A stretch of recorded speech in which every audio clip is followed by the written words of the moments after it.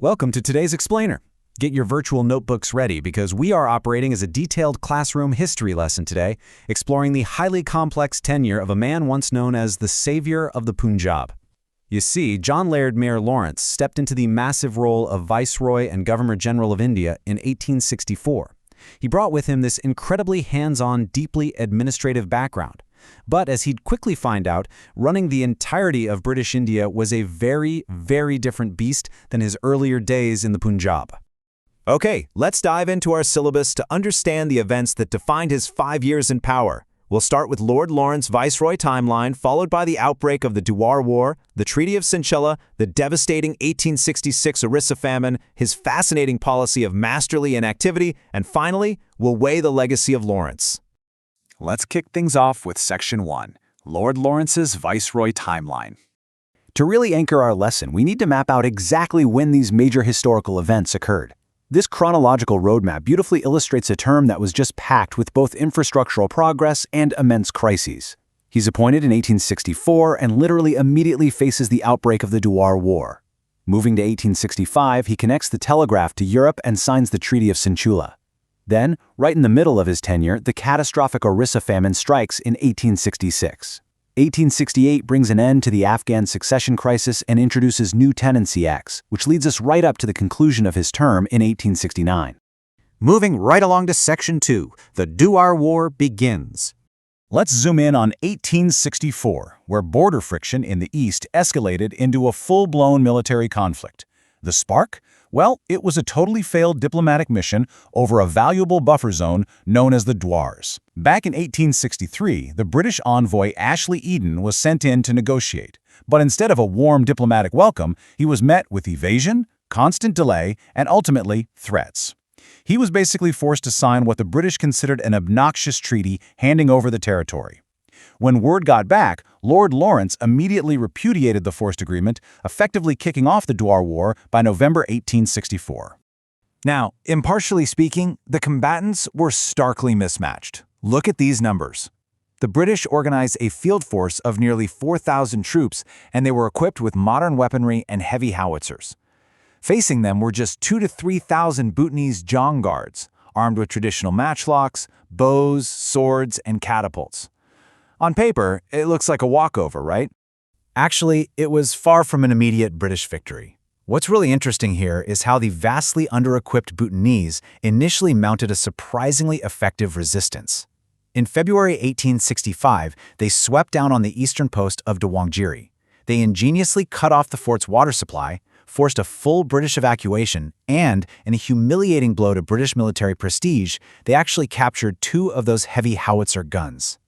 Which brings us to Section 3, the Treaty of Sinchula. So the British definitely didn't take that loss lightly.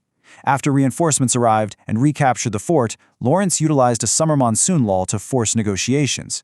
This culminated in the Treaty of Sinchula in November 1865.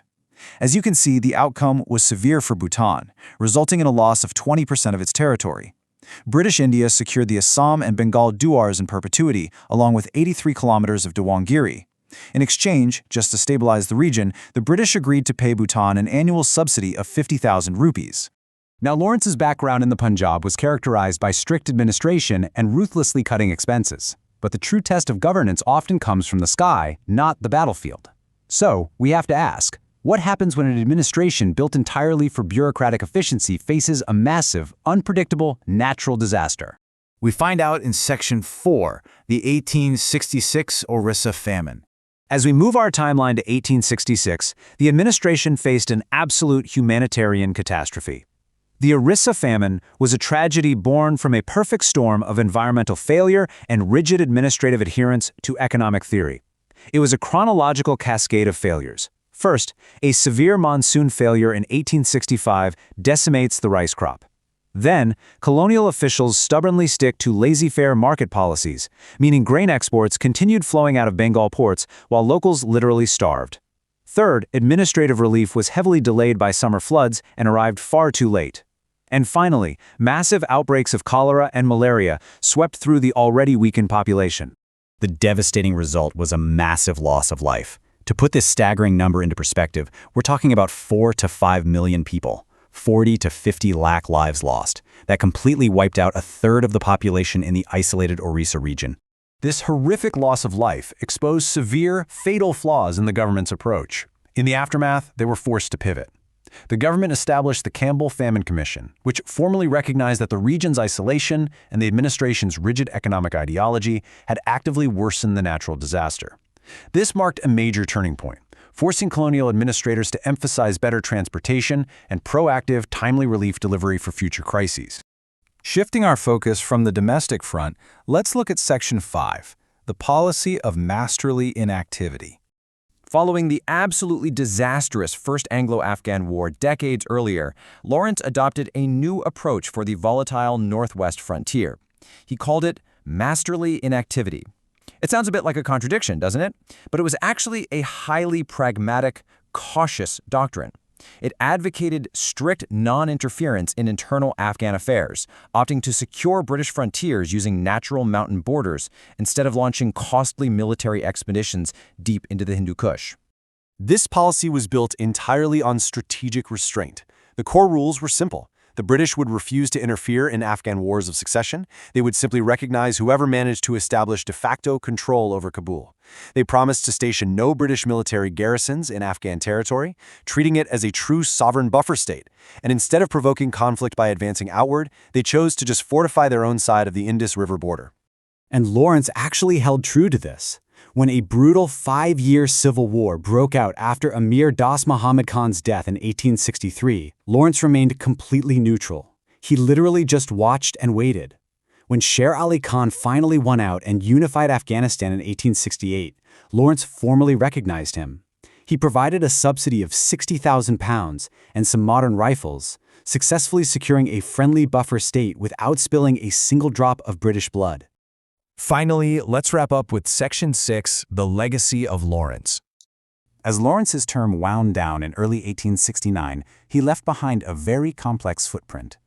Beyond the wars and famines, his tenure was deeply marked by the direct mechanics of governance and some major infrastructural feats. In 1865, he opened the first direct submarine telegraph line between India and Europe, an absolute game-changer for global communication. He created a dedicated irrigation department, and in 1868 he passed the Punjab and Oudh Tenancy Acts, which attempted to protect traditional peasant cultivators from arbitrary evictions. So, to conclude our history lesson today, we have to look at the duality of his era. He brilliantly navigated the Afghan frontier and built up vital global infrastructure. Yet, the strict administrative rigidity of his government failed millions of people during the Orissa Famine. Was the savior of the Punjab fundamentally better suited for direct crisis management? Or did his cautious policies actually lay the groundwork for modern administration? How do we weigh the advancement of bureaucratic efficiency against the staggering human cost of its failures? Well, that is a heavy, complex question, and definitely something for all of us to chew on as we wrap up today's explainer. Thanks for joining me.